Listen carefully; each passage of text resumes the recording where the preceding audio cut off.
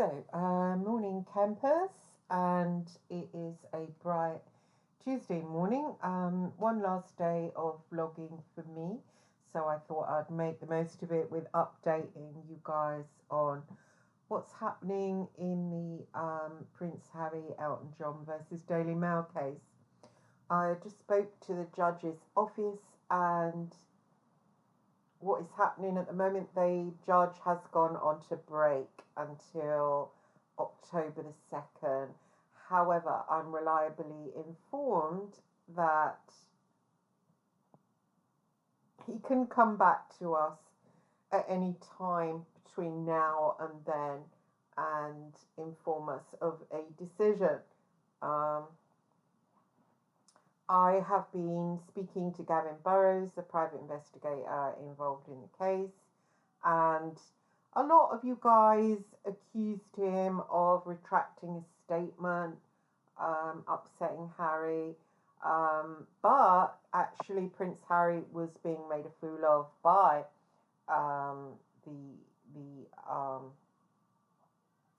you can't call them hacked off. I don't know what to call this band of merry men.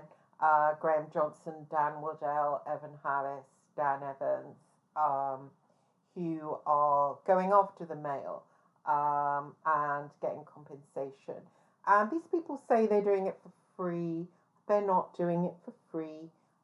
They are enriching themselves to a high degree. So I spoke to this other investigator yesterday. We've been speaking quite frequently. He is now going to the Law Society to complain about what went on as regards the lawyers. I do believe it is going to cook, but I think they've pulled out now of the case.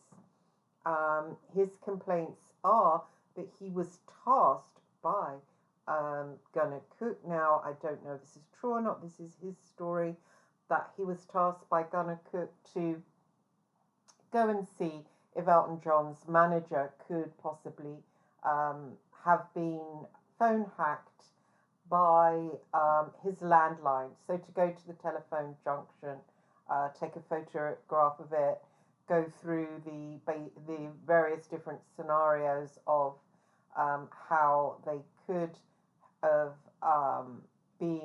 had their calls interfered with, not from mobile messages, but from putting something in the telephone junction box. Now, this hasn't happened in the private investigations world since many, many years ago. A chap called Cador Pendry was revealed, I think, by World in Action for doing this kind of thing. So nobody since then has been doing this kind of thing. However, there has been obviously listening to phone messages. There have been by ex-military people for the newspapers accessing, as was investigated in Operation Tillota, who I assisted. This has been going on. This has been going on, even investigating activities around the IRA by the News of the World and by others. So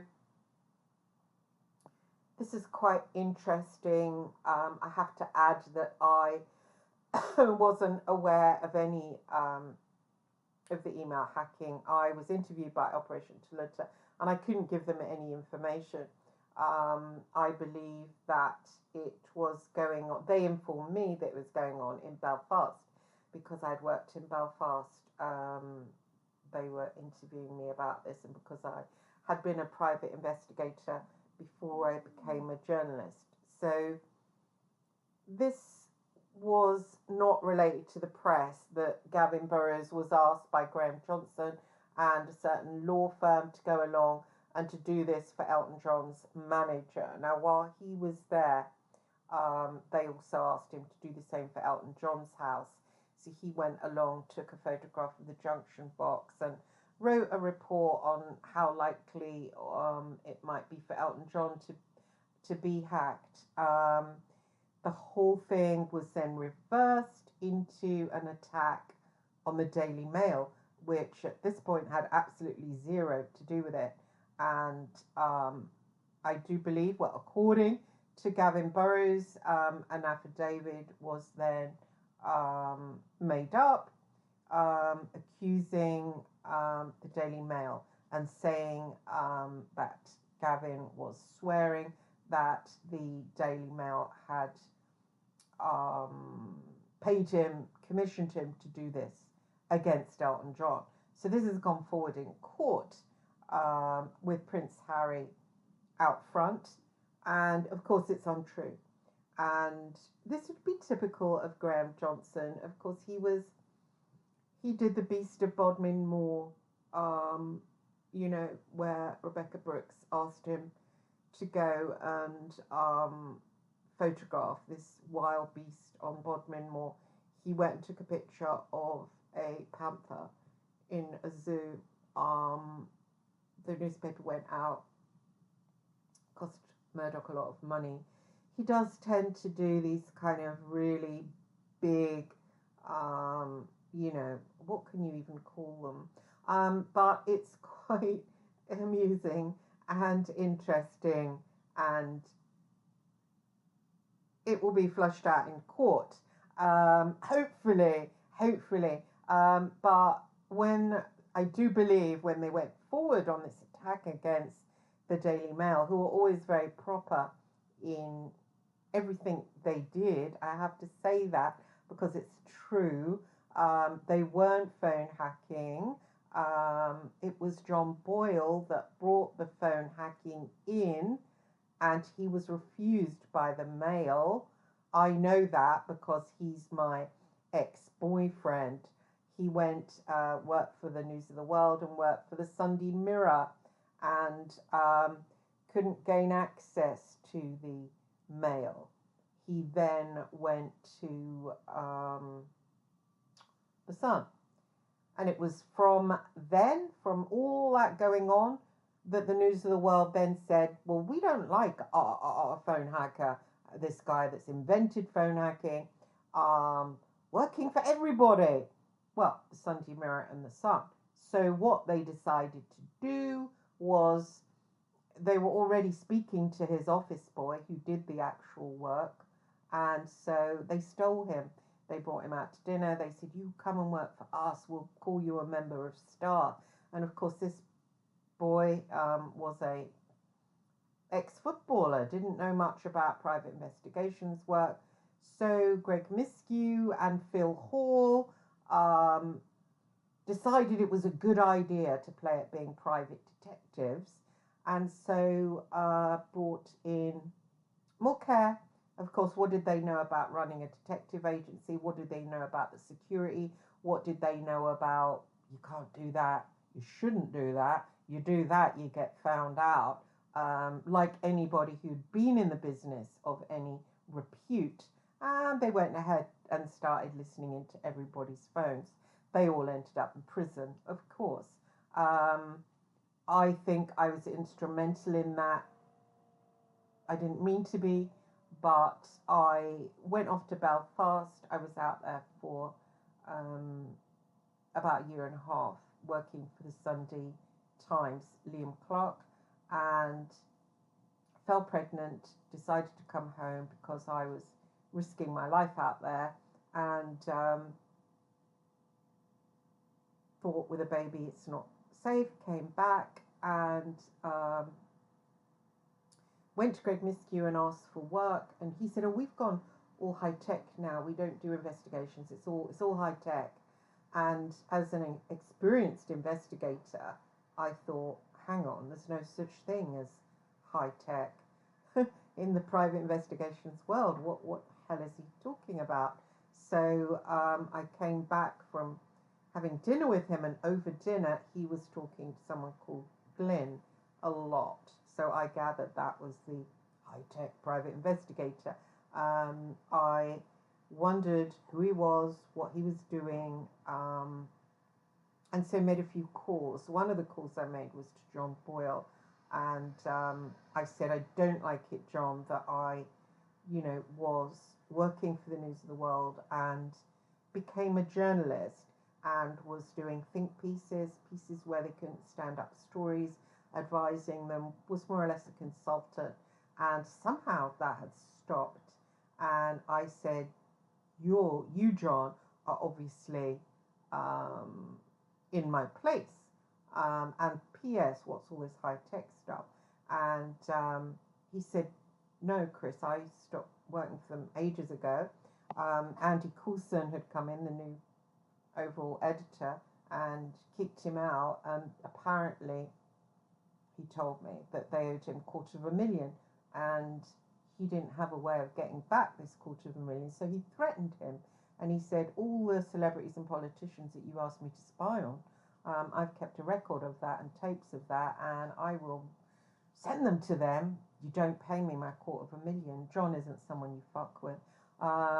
He's upper middle class, and he's very well connected with the police and the security services, and so he's also highly valued by the likes of Kroll and Control Risk. These kind of people. He's been in the business since a boy. He's now 70s. So they tried to shit on him. He reacted, got his money, and then just didn't think anything of it until I made the phone call to him. And I said, have you become a journalist? I was quite cross actually, because I knew I was valuable in the way that journalists don't know how to think their way into a story. There are journalists that are able to do that, but they're few and far between. A lot of them don't know how to think their way into a story. And so this is what they were missing. This is what they leaned on me for. This is what Graham Johnson hates about me and tries to retell my narrative completely. So I thought, it must be John. What has he done? It's nothing to do with high tech. And I said, you've become a journalist. And he said, no, I haven't heard from them. And I said, well, I've just been told by Miscue over dinner that, and I'm not sure why he invited me for that dinner, just to boast to me. I have no idea really why he invited me to that dinner. Friendship, I'm guessing. And so we had a thing, so I'm guessing perhaps, you never know with men. So I said to John, what's all this high-tech stuff? And he said, what do you mean? I said, they're saying about high-tech and pinging. I didn't know what that was. And I said, and he's definitely, this guy doing all this pinging, etc., is definitely called Glyn. And he went ape shit. He really flipped a lid. And he said, that's my boy. They must have nicked him. And I said, well, that's typical of Greg Miscue, because I would do things like run surveillance operations for him. And my boys that I had found, that I had cultivated, ex-army guys, I brought one of them up to the offices. We were going on a job, I think, for him. And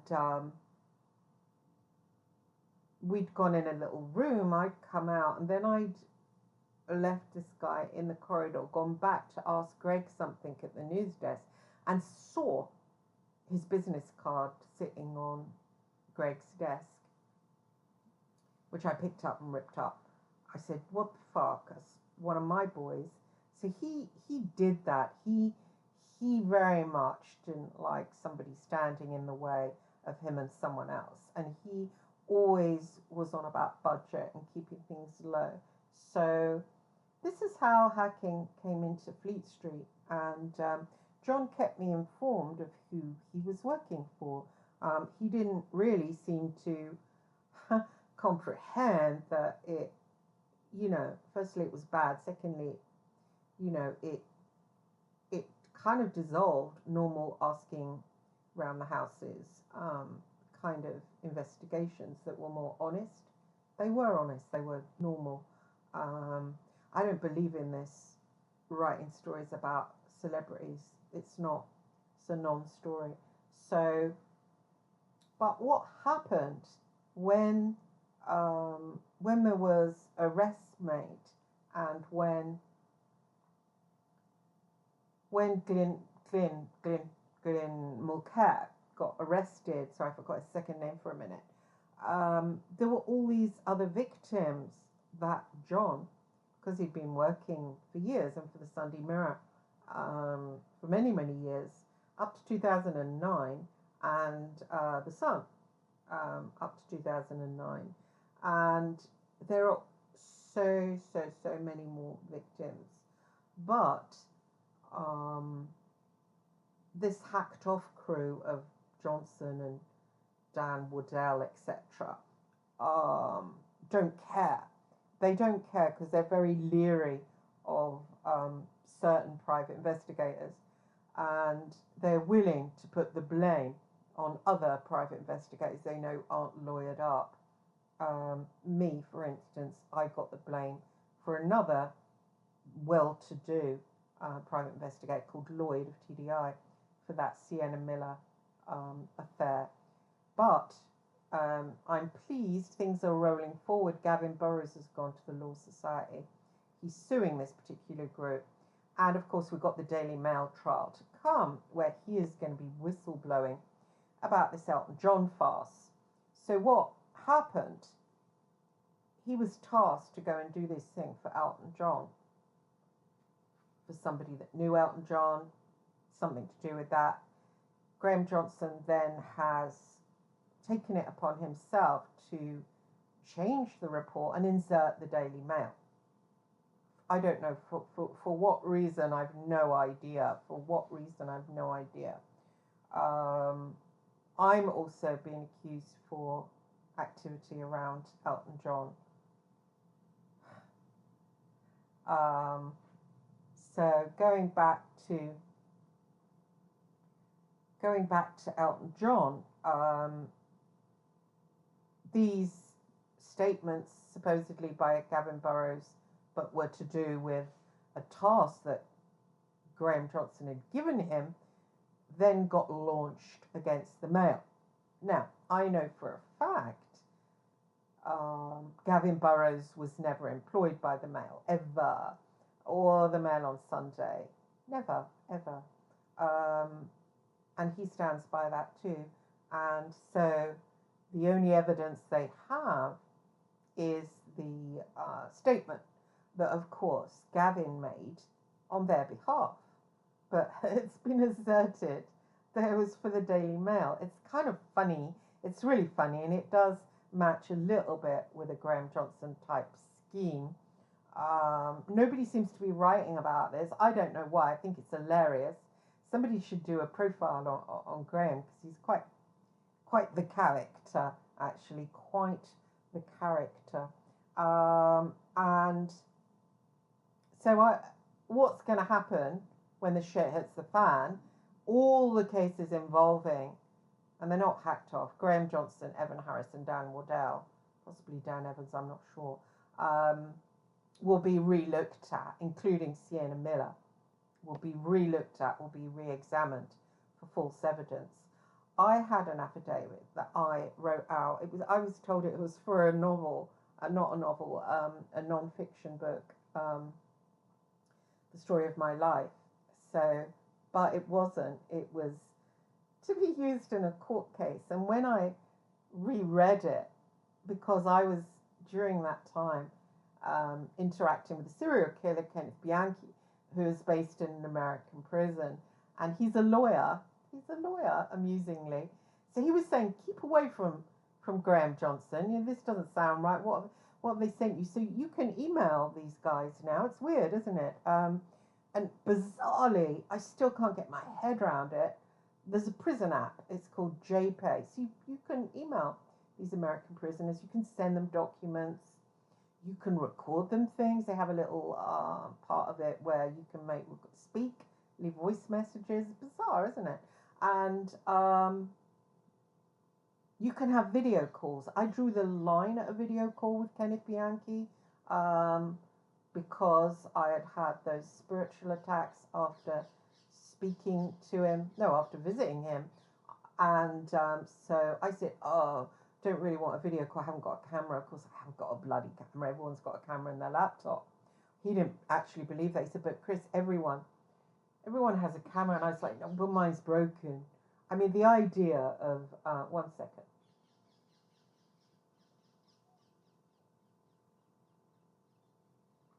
The idea of him coming into my home on video camera is terrifying. It's terrifying because of what he holds inside him. Not him per se, of what would come through the electrics. And then he said to me, oh, I'm allowed a phone call, a free phone call. Turns out that wasn't true. He was paying a lot for it. I don't know why he wanted to speak to me. I can only guess. I said, well, I haven't got a landline. I've got a landline, obviously. Didn't want him to have the landline. And he said, no, it's okay. I can ring your mobile. And I thought, wow. So a hugely famous serial killer in an American prison can ring my mobile. I actually didn't believe it.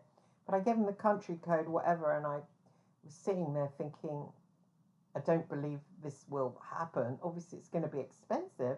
So next thing, my phone rang. This is Washington State Penitentiary. Will you accept the call? And I thought, oh, I'm going to have to pay for it. So I pressed the button to say yes, but I thought, oh, I'm not going to pay for this. And then I heard, hey, Chris. Hey, how are you? Are you okay? What's going on with you? And I thought, oh, it's a recorded message. So I listened to it and then it went silent. And I thought, well, what button do I press now?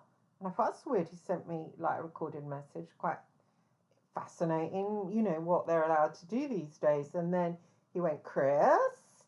And I thought, oh, holy fuck. I couldn't believe it, actually. I quite rambled because I was like, whoa, really?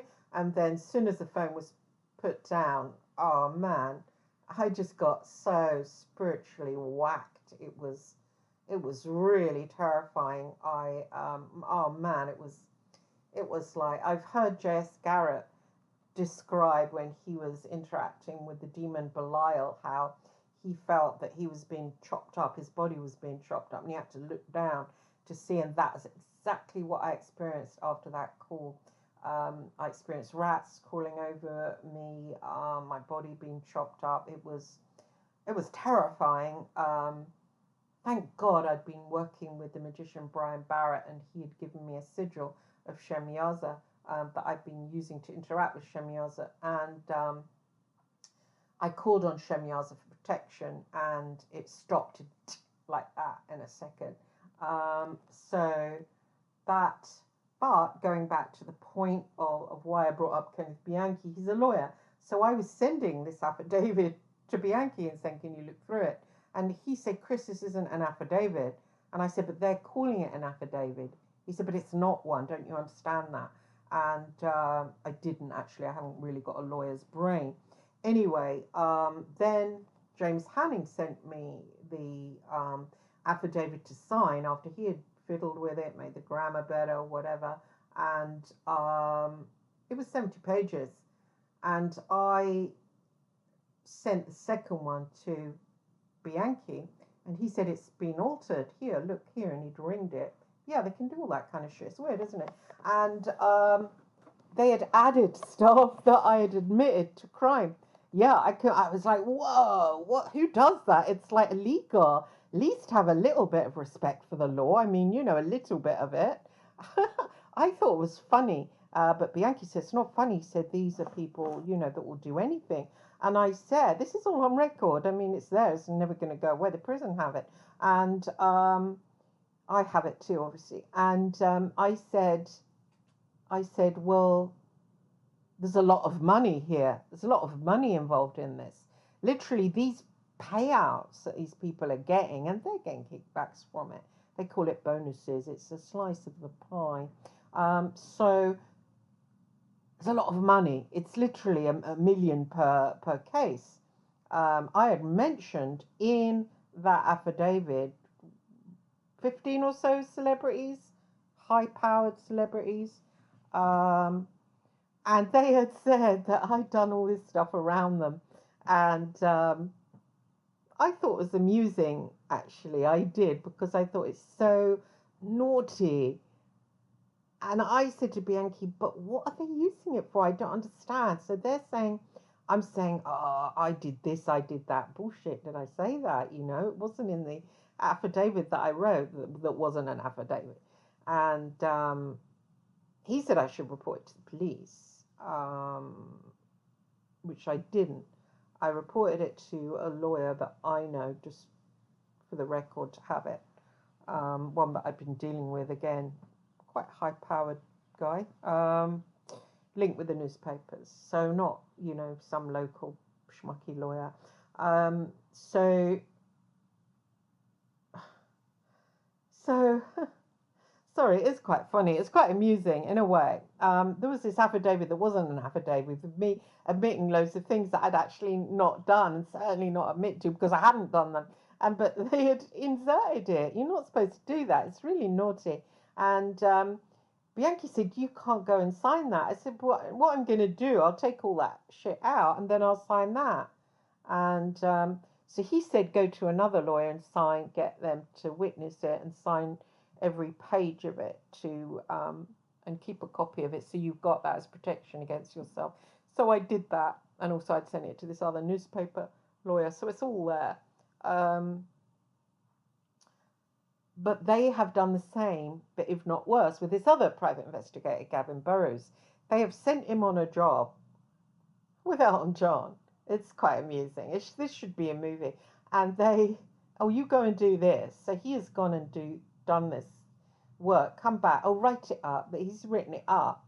And then they've inserted that, excuse me, he's commissioned by the Daily Mail to do it, but he was never commissioned by the Daily Mail. I don't know what kind of brain thinks that's a good idea.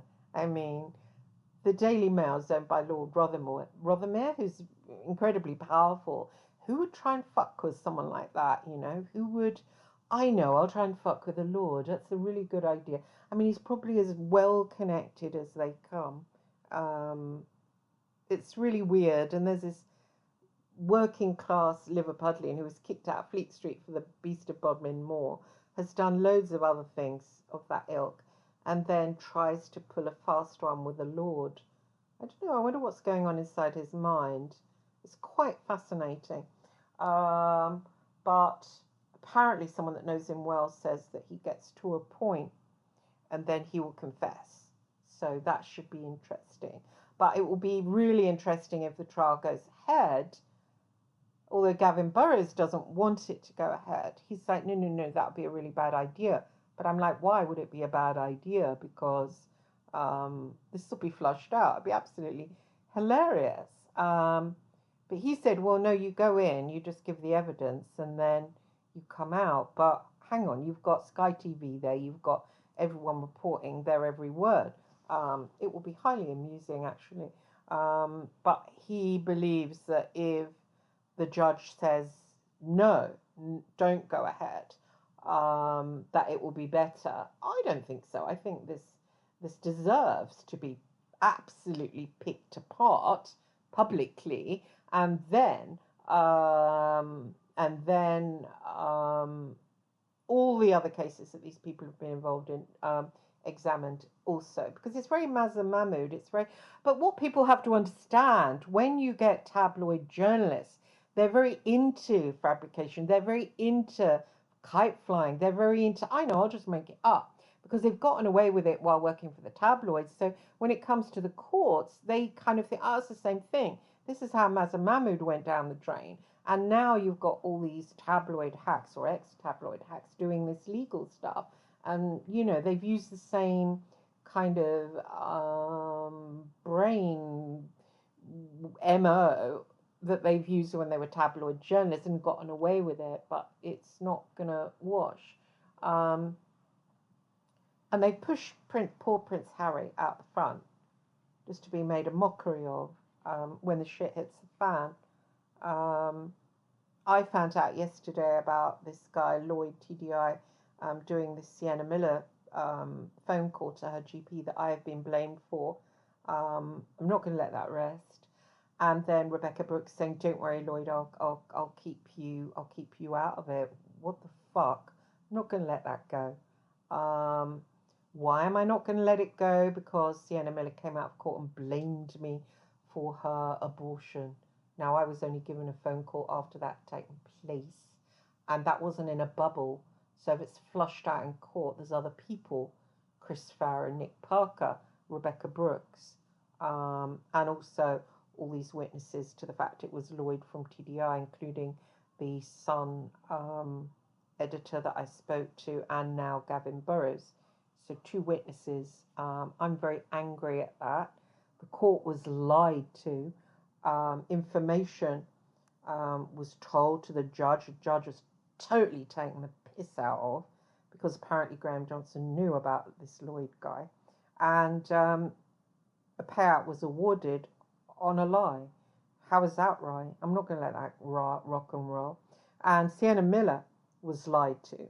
And Sienna Miller, I'm no doubt Rebecca Brooks is laughing her tits off at Sienna Miller. Haha, you didn't really find out who it was. And how did they know she was having an abortion? That's phone hacking. And apparently this Lloyd guy from TDI was phone hacking and then going in. So he would have hacked her. He would have found out it was Jude Lloyd's baby. And then he would have found out about the abortion because she would have been under surveillance. Now, why isn't this Lloyd guy being touched? Oh, yes, he's friends with Graham Johnson. And Rebecca Brooks doesn't want him touched. So Sienna Miller looks like the arsehole, by these people, made to look like an arsehole, I mean, and gets a payout on the back of someone that's completely innocent of that. And their child is hurt by it. So that dirties the money. Money's energy. She gets dirty energy. The boys involved in this don't give a damn because there's so much misogyny involved in this. So much little handshakes. And don't worry, I won't mention your name. You're a man at the end of the day. I'm not having it though. So I'm not as powerless as you boys think. I have really good connections in so many areas. You'd be so surprised. So going back to Elton John is also being made a fool of, excuse me.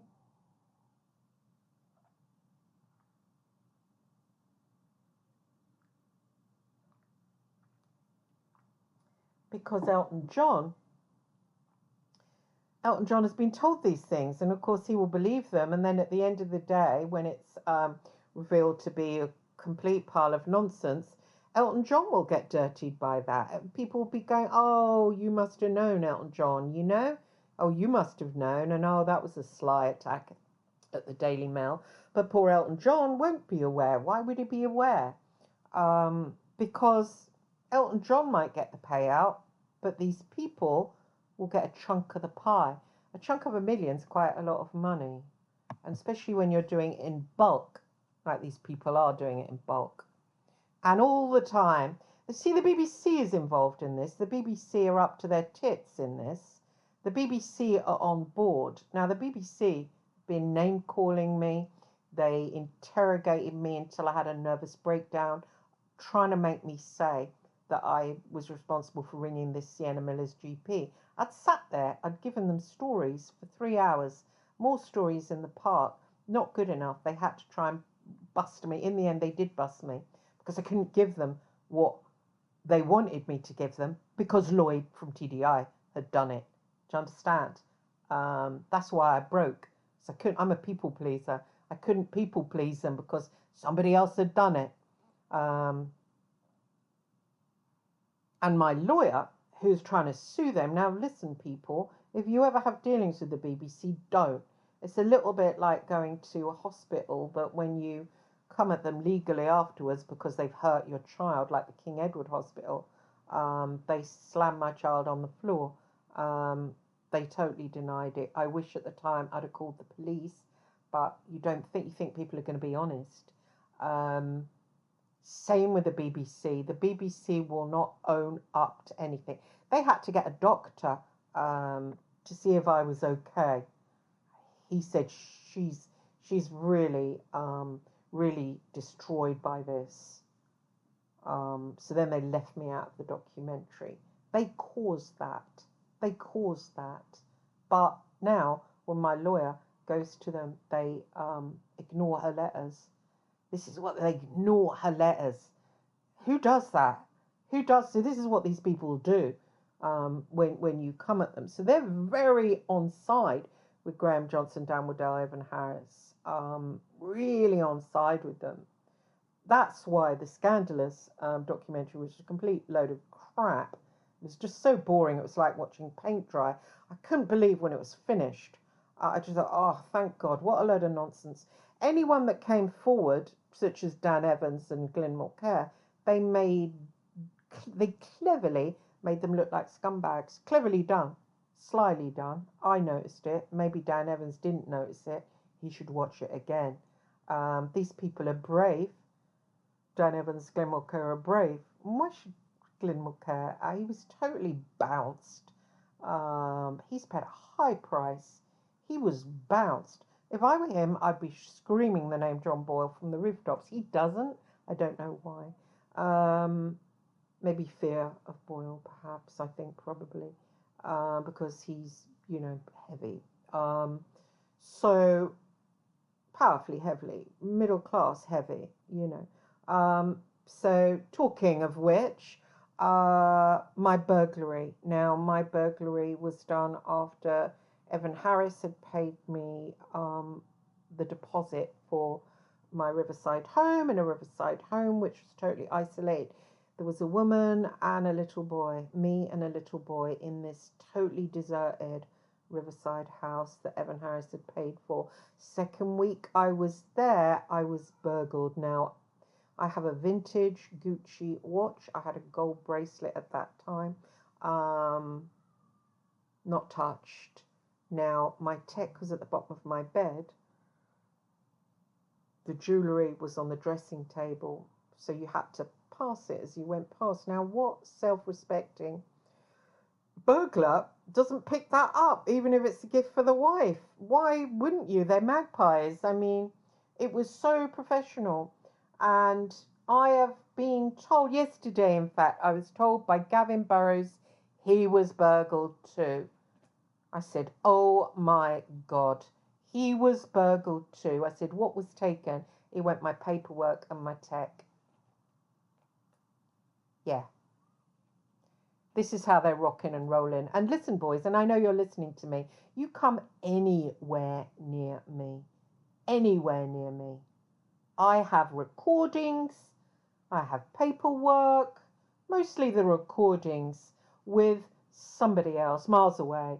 And these people got Greg Miskiw to ring me and say, oh, who's the guy where have you put your remittances? Who with? Where have you got these recordings stored? What the hell? And I was going to tell him, oh, yeah, right.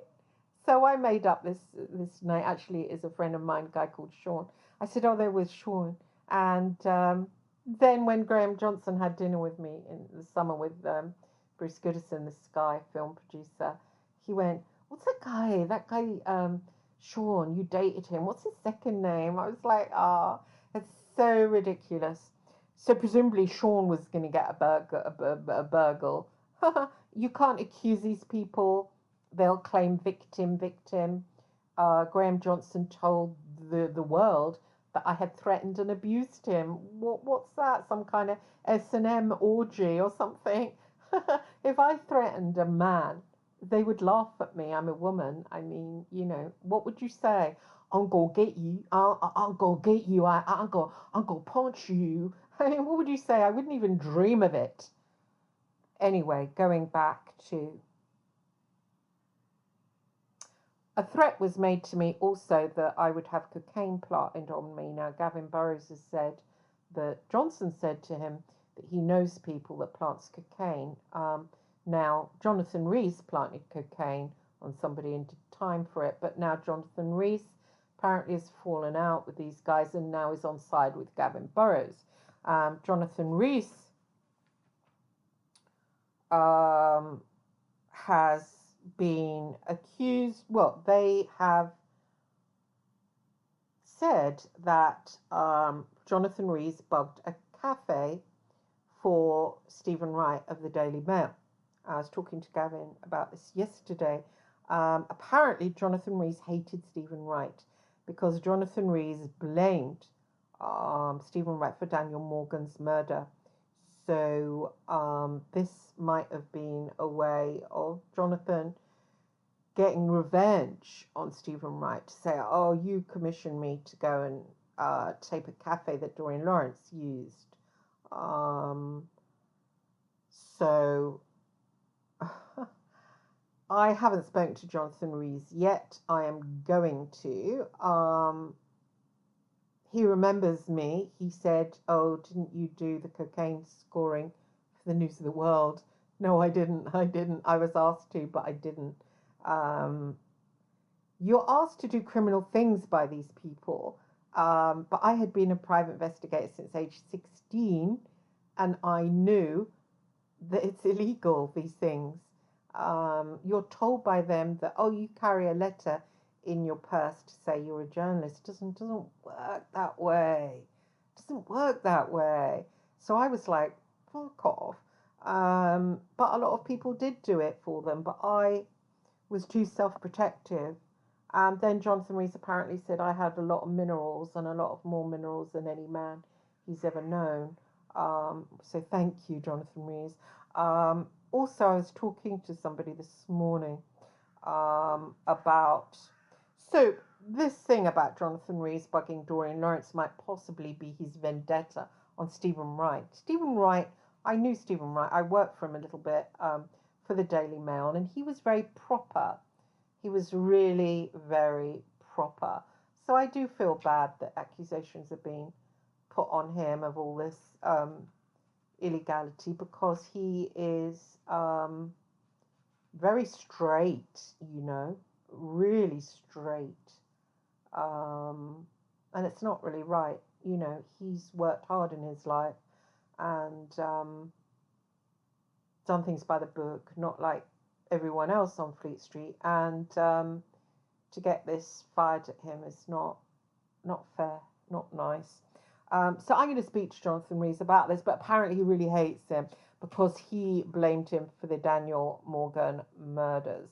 And so he had a bit of a vendetta about him. So that, again, is another... there's no evidence at all that the Mail paid Jonathan Rees at any point. So that will be interesting. But I've heard regarding Jonathan Rees that people say, that Jonathan Rees has been blamed for Daniel Morgan's murder, but however that he wasn't fit and he wasn't able to have done that, and somebody else carried it out. Now there is an involvement of the News of the World as regards Daniel Morgan. Apparently, I think he was working with Mazza, and I think he was working with Alex Marinchek, and I think there was involvement with some cops, and I think that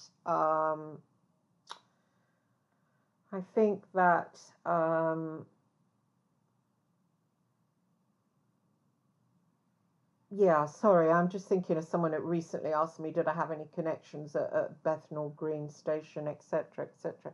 Clearly somebody connecting with these guys. So I did my best to help this girl because she had said she's a rape victim, and I would do anything for rape victims. But somebody pointed it out to me. Have you ever seen the film Point Break? And I'm like, yes. And they said, what happened when that cop went undercover? Keanu Reeves, he went undercover, and what was the first thing he said to the girl? And I said, he had parents that died in a car accident, and she had parents that died in a car accident. And he said, correct, that's what people do. Something that really has hurt you, they come to you with, I'm like you, I've been really hurt in that way. So I don't know if this girl's for real or not. Apparently she works for the BBC. This is how this is how the BBC are up to their balls with these guys, with Graham Johnson, and even though there was this really big faux pas with Panorama, and Graham Johnson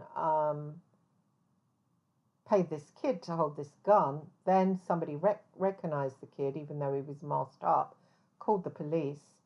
This poor schmuck of a guy called Stephen Houghton, again working class, went to prison for 5 years for possessing a firearm, even though he was given it.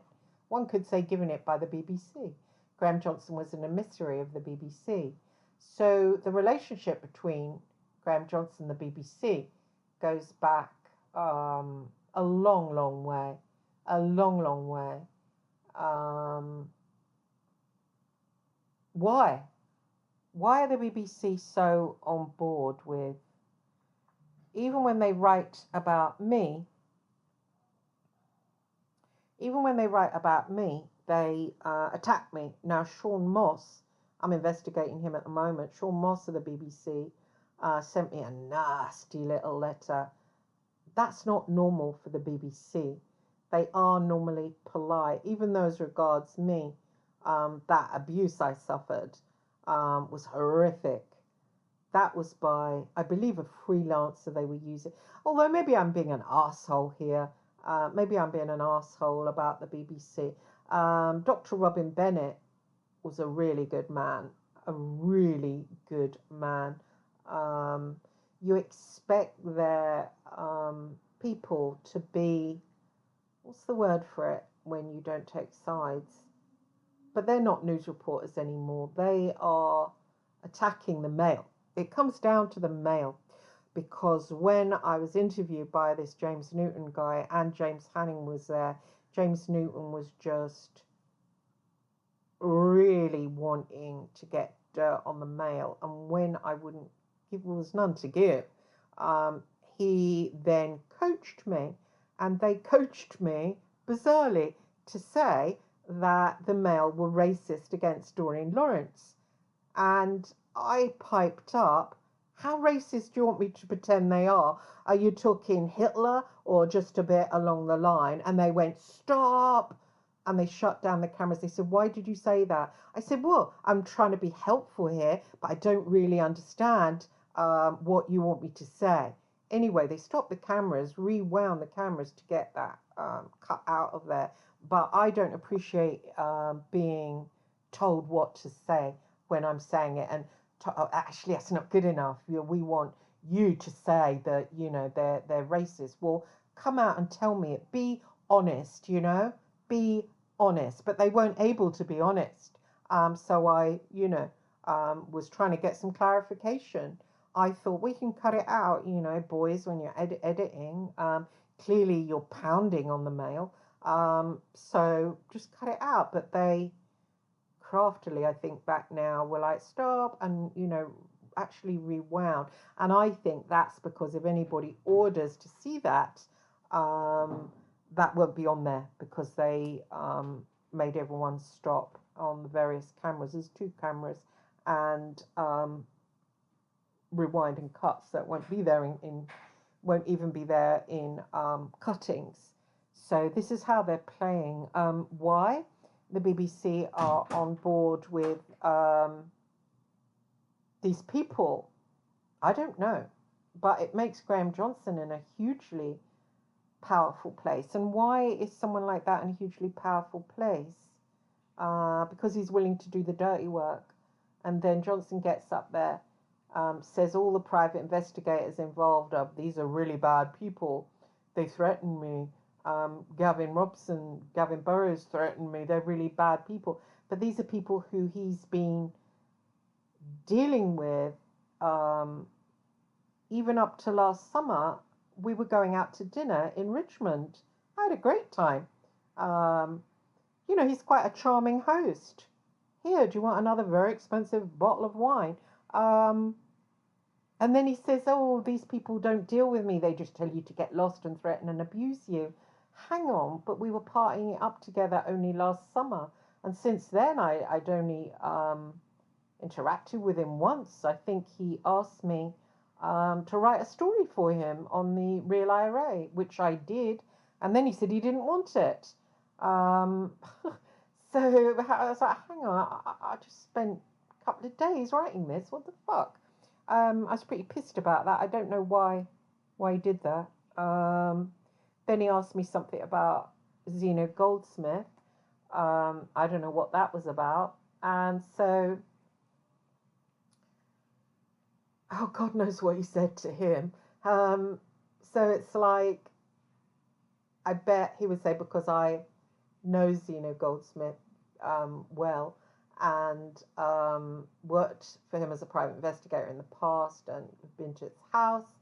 And I've no doubt that he would ring then Zeno Goldsmith and say, oh, she's spying on you for the Mail or something like that. I can bet that'll be the next thing. I hung out for a number of years with Anne Hardy, Tom Hardy's mother. I can bet that they will say, oh, you're just hanging out with Anne to spy on Tom. This is what they're like. This is what Johnson is like. And so he was trying to create a picture of Gavin Burrows and I,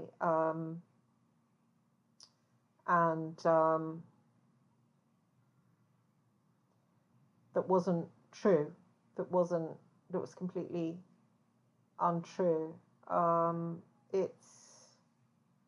It's not nice to be on the receiving end of it, and it's not nice to. I know Burrows is very upset. He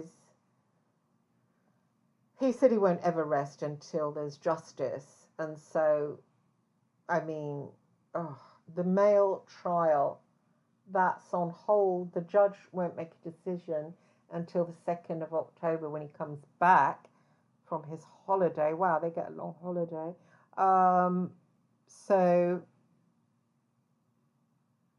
we will have to wait. But there's so much that hasn't come out. Nobody's really writing about it, and that's a shame. It should be flushed out. I know Michael Gillard was doing some stuff, but now he's stopped. People are telling me that it's not timely. Wait till the time is right. Apparently, this whole posse of journalists, really like investigative journalists from every newspaper on Fleet Street, angry at Evan Harris and Graham Johnson and Dan Waddell, and I don't know if Dan Evans is involved. They're very angry at them, and apparently, and I've heard from an incredibly good source that it is all the powerful investigative journalists from the heavyweight papers that are very angry about this, specifically angry about the attack on Lord Rothermere, and are investigating the shit out of it. And some of them retired, some of them have left the business, but they have all come forward. They have all come forward for free to go in depth investigating these characters, like real hardcore investigating them. And I think Kroll is involved in it too, which means I don't want to speak out of turn, but I'm guessing it involves looking at emails, looking at who's been talking to who. You know, these characters like Sean Moss and the BBC, who's very involved in it. You can bet before he emailed me as a nasty little email that he was chatting away to Dan Waddell. So all this connections and stuff are going to be investigated. I've given a statement which has been passed to them. I also give a statement to Gavin Burrows, much shorter. So I've given my story. So this is apparently, and the burglaries, Burrows was burgled, I was burgled. And there's a lot of money involved here. There's a lot of dirty business. There's a lot of dirty doings. Probably with this vlog, I'm just turning up the tiny corner of a rug. But if you whip that rug back, there'll be like lots of maggots underneath it. And I think they've made a mistake by attacking Lord Rothermere. I think that he's probably very, very powerful. and I think it was very stupid. Whereas the Sun would roll over, because they had a lot to hide, because they were phone hacking with Sienna Miller. How did they know she was having an abortion? How did they know it was Jude Law's child? I know as a private investigator, the only way they'd know is the phone hacking. Phone hack, of course. So they've got a lot to hide. So they, of course, roll over. They were protecting this Lloyd from TDI, who actually did that Sienna Miller job. Well, the part when she was pregnant, found out she was pregnant, stood that up, which I believe caused her masses of distress, and then made her make the decision on the pregnancy.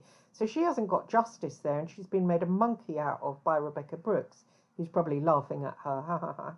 We paid you money, but you never got to the bottom of it. We were listening to your phone messages. I bet. Whereas had it been flushed out properly by experts, not people that are protecting this Lloyd guy. I think I was told that he and Graham Johnson are buddies. I don't know if that's true, but you see how they protect who they want to protect. And Christine Hart, she's a schmuck, got no money, no assets, there's no man around, she's working class. Say it's her. So this is how they operate. They can say what they like because they know that you can't stick up for yourself. But now, with this attack on the Mail, because I worked for the Mail for 10 years, sorry, boys, my testimony that's already been given to them is of value, And the thing is, when you tell a story, it has the ring of truth, to it. Now, I told the BBC as well what happened with that story. Now, if they'd have listened to me and been proper journalists, what happened in that timeline regarding Sienna Miller, they would have had a smoking gun. Now, why didn't they? Either it's just crass stupidity, or Graham Johnson protecting Lloyd from TDI. In fact, I think it's actually that. I don't think people can be that obtuse. I'm guessing that Graham Johnson, no, we checked this out, no, we didn't know, fully investigated, yeah, banging the dress, all Christine Hart, yeah. And then I'm guessing that James Newton sucked that up, which makes me sick, especially as I've been told that it's to protect this Lloyd from TDI. And when I was speaking to Gavin Burrows yesterday, he said, well, don't be speaking out about Lloyd from TDI. You know, you can't ruin his life. It's 20 years ago. I've had my life ruined. Doesn't my life matter? Sorry, I'm not going to stop talking about this. I'm not going to stop talking. Not ever. Not till I'm dead. And I guess in the next scene you'll get threats and all. I don't give a shit, mates. I don't give a shit. I don't give a shit. Come for me. You'll find that there's recordings here, there, and everywhere of all these threats. So that's it. Beat me up. I'll do a great big photograph of me on the front of the Daily Mail to really show what you boys are all about. And this all boils down to money. It boils down to their hatred of the Mail. Why do they hate the Mail? I mean, what actually do they think the Mail has done? I don't know, but the BBC are on board of this. So they're completely in bed with Graham Johnson, not giving a shit about Stephen Houghton, not giving a shit about the Beast of Bodmin Moor story. It's like, no, he's dishing up the goods. We'll take it. Why do the BBC hate Lord Rothermere? If someone can enlighten me to this in comments below, I'd be really grateful, because I am totally in the dark here. I'm totally in the dark. But I would say the BBC are more gunning for the Mail than even Johnson and pals, and they're really Johnson told me it was Hugh Grant that really hated them. Well, why? James Hanning really hates them. I asked him, why do you hate them? And he said, well, Lord Rothermere got away with phone hacking, it shouldn't be so. He said at Levinson that they had nothing to do with it, and I said, but they weren't phone hacking. Don't you understand? See, he wasn't there. How can these people say things are true when they weren't there? I was there. I went to all their parties. I knew. John Boyle brought it in. John Boyle went to the Sunday Mirror. That's why the Sunday Mirror and Tina Weaver are implicated, because John went there and he went to the News of the World. Then he went to the Sun. This is in the mid-90s. Then Greg Miskew decided he didn't want to pay £1,000 per phone listening to messages. So he said to John Boyle, who was working for the Sun and the Sunday Mirror, lower your prices. John said, well, no, boy, I'm not going to do that. I've got a mansion to keep up. John actually speaks like that. And Greg went, oh, well, you greedy bastard, I know. I'm going to nick your office boy, that Glyn Mulcair working class boy you got working for you. So he took Mulcair out for lunch, said, I'm going to pay you £100,000 a time. It's more than John pays. You do it for us. And that's what kicked it all off. I inadvertently found out what he'd done. I inadvertently, which is probably because I was dating Greg Miskew at one time. He invited me for that lunch and let it slip and boasted to me. But then I was also dating John Boyle. So I rang then John Boyle and said, who is the pinger? What the high tech? What the fuck's going on? Glyn Mulcair. Glyn. Who's this Glyn? And he told me. And he goes, they're fucked. They're finished. They're over. They don't do that to me. And I said, I thought it was funny. I tend to think things like this are funny. Anyway, I said, because it's stupid. The stupidity involved in it. The lying and the stupidity of, I know they'll never find out. So Phil Hall was there at the time. Now, Phil Hall did this lying story that I was Ian Brady's daughter and thought it would never come back to haunt him. Well, hey, how are you? It will haunt you because, well, it will. I'll make sure of it. They do these things and they think it won't come back, but it will come back. So they did this bizarre thing. They stole John Boyle's office boy and thought he would never find out. And then Miskew had dinner with me and he didn't tell me, but he must have assumed that I wasn't in touch with John anymore. And then proceeded to more or less tell me who he was using and what he was doing. Boasted, in fact. And then I went back, and because I knew John very well, we had dated for many, many years, I told him, and then John knew, and he said, I'm going to destroy them. They won't fucking do that to me. And because he's well connected with the police, the next thing, a listening van was parked outside Glyn Mulcair's house, recording everything he was doing.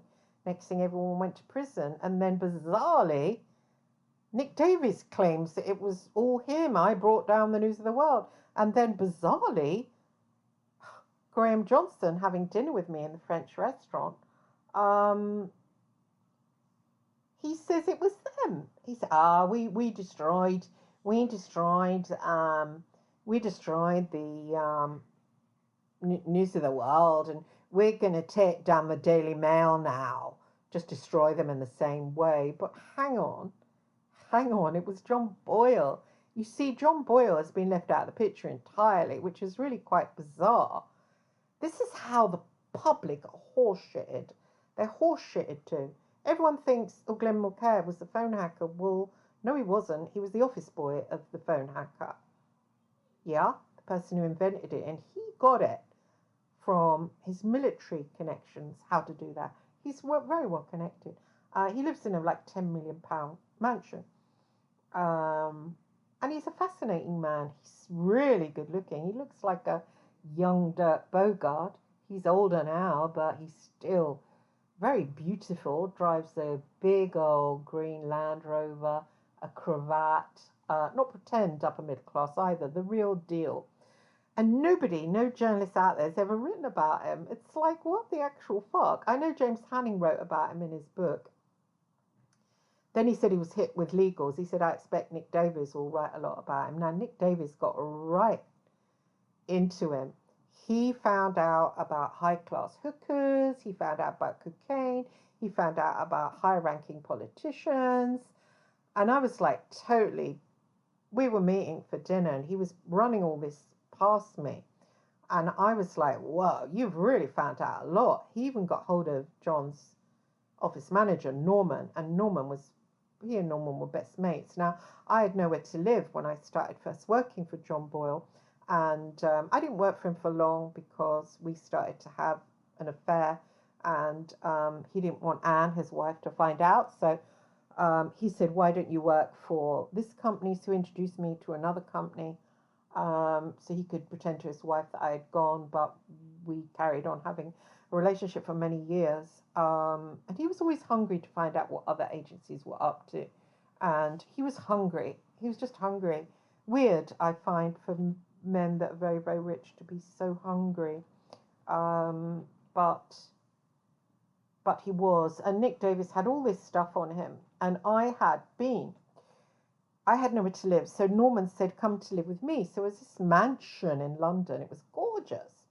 So they put me in this room. I was going into the office every day, and John was coming round to the house. I really fancied him so much. So much. It was Dirk Bogarde twin, and I'd always really, really liked Dirk Bogarde. And so I was drooling whenever I saw him. He even talked like Dirk Bogarde as well, like when he plays that lawyer, that gay lawyer, and that, I mean, oh God, melt. And I couldn't get him. And I remember one time we were sitting in the kitchen drinking wine, the three of us, Norman, John, and I. And I went over loosened John's tie, and Norman said, oh, for God's sake, John. And I was like, I felt, yeah, for God's sake, John. But I didn't get hold of him for a long, long time. But I woke up one night, went to the toilet, and there was Norman in the kitchen with about 6 or 7 girls, and they were absolutely gorgeous. Holy fuck, they were gorgeous. They were dressed in diamonds and like sequins and really high heels. I thought, what the fuck? And apparently they were running these girls. Yeah, they were running them, and they weren't your street hookers. They were saying to me, oh, you should come out with us. They were like touching my hair, going, standing there in my nightie, they were touching my hair, going, oh, you're really pretty, you should come out with us, we can introduce you. Oh, Norman, bring her out with us. And I thought, I'm no match for you girls. They were really, I mean, they were really gorgeous. They were stunning. And I was flattered. I went back to bed thinking, wow, I do not look like them. And so they were running, and I think they were running them as a blackmail thing, like Epstein running, getting MPs to have sex with them and then filming it and then running blackmail. John was really up to his balls, but he knew people. So this is why. Now, Nick Davies knew all this, and he ran it past me in my club years ago when I was working before Graham Johnson totally ruined me. And by the way, I start a new job tomorrow as a prison officer, so I probably get beaten up. So this is what I have to do now to support my family. This is what has been done to me. I'm a really good investigator. I have 35 years experience, and I know the law. I've never embarrassed a client. But Graham Johnson has personally, and the BBC, smeared me. Why? Because I worked for the Mail for 10 years and they want to see dirty person, but I'm not a dirty person. And the shit is really going to hit the fan with this Daily Mail trial. I don't know why Gavin Burrows doesn't want it. I want it.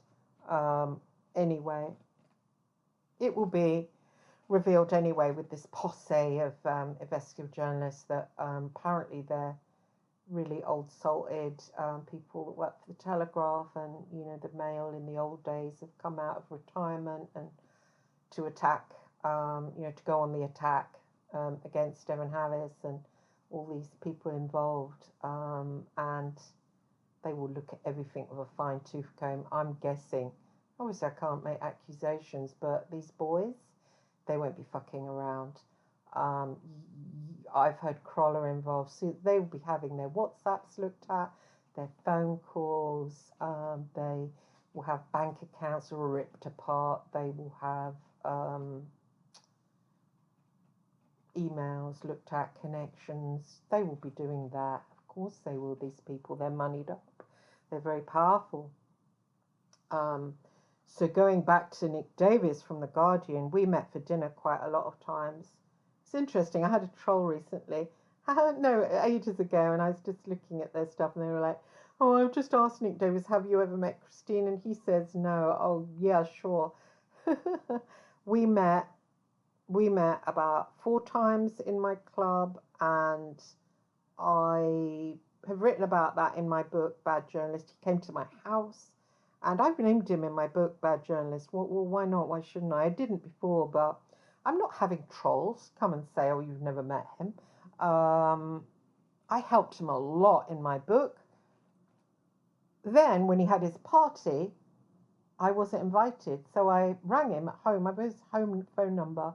I said, "You had a party, your rap party, and you didn't invite me, and yet you were on the phone to me." I recently published all his emails, there's hundreds of them, on my Facebook, and then I just took them all down because I thought, no, fuck it, But I helped him no end. And then on page 200 of his book, he called me York and said, "Oh, York tried to help me, but couldn't." What the actual fuck? Well, okay, I didn't help him. Okay, I didn't help him, but he certainly met me a lot of times, and then he was always running things past me. So it's not really fair to say tried to help but couldn't. But this is Nick Davies. He's not.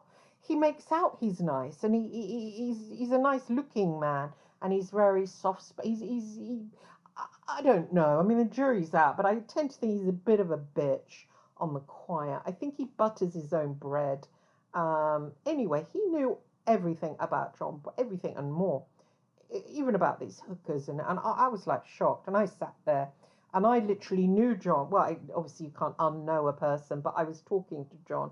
And I rang John from the toilet and I said, "He's got everything on you." And he goes, "Okay, just tell him you don't know me." And so I thought, well, that's not going to ring.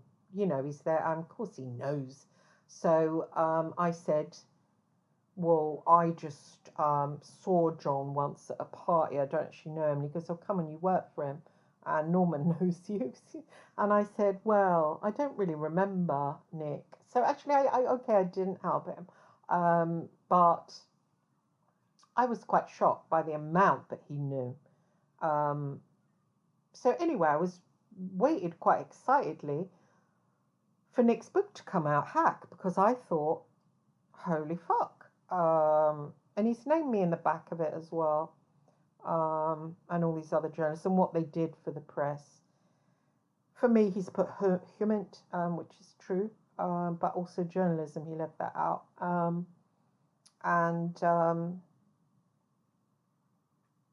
I don't know if that Lloyd is mentioned there. I'll have to look. Certainly, I would think Nick wouldn't leave that individual out, and TDI. He actually is a good investigative journalist. Anyway, I expected a whole chapter on John Boyle. All the hookers, all the cocaine parties, all the big mansions in London. Anyway, there was nothing. I could not believe it. I could not believe it. I really couldn't believe it. And he left me out apart from calling me a fake name. You see, because I had written a book on, John and yada yada. And it's the same book as Bad Journalist. And I thought, well, because I'm going to be named in here, and so's John, and John's a fascinating person. They'll want to find out more about John, so then they will come and read my book. Anyway, I left the whole thing out. I cried and cried. Anyway, never mind. Things aren't meant to be. Things aren't meant to be. And some people just get away with things, I guess. And that's John for you. But John was always... He said to me his greatest fear, and this is somebody hugely moneyed up. I mean, back then, the house was worth 10 million. And when Operation Wheating went to see him, they stood at his gates of the mansion, which I'm guessing looks like Great Expectations. I've never been there, but John showed me a picture one time. And they said, "How much is that property worth?" I said, "10. And they said to him, well, Kerr's not to blame. You taught him all this spy stuff. Anyway, the barrister was there. They didn't even meet John. His barrister was there waiting and came to the gate, told him to fuck off. And I laughed really at the Wheaton cops. They came to my tennis club and I said, oh my God, you got told to fuck off. They didn't even meet John. And I said, are you going to get him in the long grass? I laughed. They couldn't. You can't. I mean, when someone's like that. But this is the story of the phone hacking. This is why the Mail aren't involved in phone hacking, because John couldn't get in there. He told me that personally himself. Couldn't get connection, and the Mail doesn't know anyone there. But right from the get-go, he went to the Sunday Mirror. That's why everyone mentioned the Sunday Mirror. But the Sunday Mirror have made Harry look like a prat because, we weren't phone hacking. You were phone hacking, Sunday Mirror, just as hard as the News of the World. Just as hard as the News of the World. And of course, you hacked Harry's phone. Now, somebody asked me recently, it was James Hanning actually, would John Boyle ever come forward and talk? I think if Prince Harry went to him and said, please, that he might do. He's in his 70s. He might do. Maybe that's something that should be considered. Anyway, I'm going to end it now. I've said what I wanted to say. I was just updating. Please wish me luck as my career as a prison officer. My son doesn't want me to go. He's really upset. And obviously it's a trainee